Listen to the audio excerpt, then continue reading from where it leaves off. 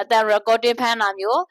မှန်ရှိမှကြည့်ပြီးတော့စကားပြောတဲ့ပုံစံမျိုးမှာဗီဒီယိုတွေဖန်တီးချင်ပေမဲ့ဗီဒီယိုမရရဲပြဿနာကြုံနေရပြီလားလင်းတော့ကလည်းစတော့ကပေါ့နော်လင်းဆိုလို့ရှိရင်လည်းစတော့ကဗီဒီယိုတွေရိုက်တဲ့အခါမှာဘာတွေရိုက်ရမလဲမသိဘူးပြီးလို့ရှိရင်လည်းလင်းကိုယ်တိုင်ကလည်းဓာတ်ပုံတွေရိုက်တာအစားရှက်တယ်ဗီဒီယိုတွေဆိုတာလည်းဗီဒီယိုဆိုတာတော့အဝေးကြီးပေါ့နော်သူများဓာတ်ပုံလာရိုက်ရင်တော့လင်းရှက်လို့မျက်နှာကိုကွယ်နေတတ်တယ်ဒီလိုမျိုးပေါ့နော်ဒါပေမဲ့နောက်ပိုင်းမှာကိုယ့်ရဲ့စိတ်မှာလိုချင်တဲ့စိတ်ပြင်းပြလာတဲ့အခါမှာ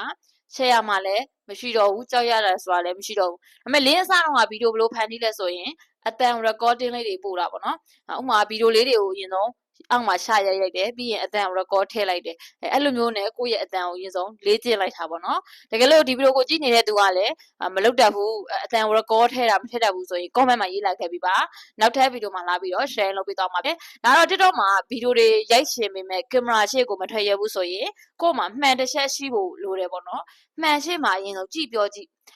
ကိုပြောချင်တဲ့အကြောင်းအရာကိုရိုက်ချင်တဲ့အကြောင်းအရာကိုမှန်ရှေ့မှာရင်လေ့ကျင့်ပြီးတော့ကင်မရာရှေ့ကိုထွက်လာကြည့်အဲ့ဒီမှာလည်းကိုရိုက်လို့ရတယ်အတန် record နဲ့လည်းရိုက်လို့ရတယ်ဒါတော့လင်းကိုယ်တိုင်လုပ်ခဲ့တဲ့နည်းလမ်းလေးကိုဒီဗီဒီယိုလေးမှာလာပြီးတော့ share လုပ်ပေးတာဖြစ်ပါတယ် TikTok မှာဗီဒီယိုမရရဲဘူးဆိုရင်တော့ဒီနည်းလမ်းနှစ်ခုကိုသုံးကြည့်ပါအတန် recording ဖမ်းတာမျိုး